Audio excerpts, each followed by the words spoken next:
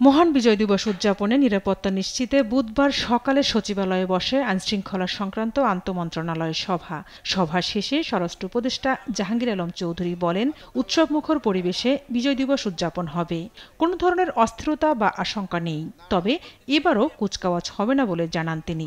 কোনো রকমের অস্থিরতা সৃষ্টি হয় নাই এবং বিজয় দিবসেও কোনো রকমের অস্থিরতার কোনো সম্ভাবনা নাই। আগে যেভাবে এখন একইভাবে, বরঞ্চ আগের থেকে আরো বেশি হবে।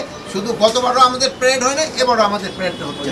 দৈনিক ভোরের কাগজের অনলাইন প্রধান মিজানুর রহমান সোহেলকে ডিবি কার্যালয়ে তুলে নিয়ে যাওয়ার বিষয়টি অবগত নন বলে দাবি করেন স্বরাষ্ট্র উপদেষ্টা। যেহেতু এই জিনিসটা আপনার কাছে আমি প্রথম শুনলাম, আমি ইনভেস্টিগেশন করার পর হয়তো আমি জানতে পারবো জিনিসটা অপরাধ হয়েছে কিনা স্যার, এটা আমি আগে দেখবো।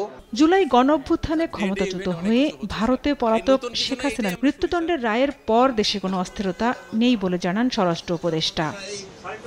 ঝর্ণা রায়, দেশ টিভি, ঢাকা।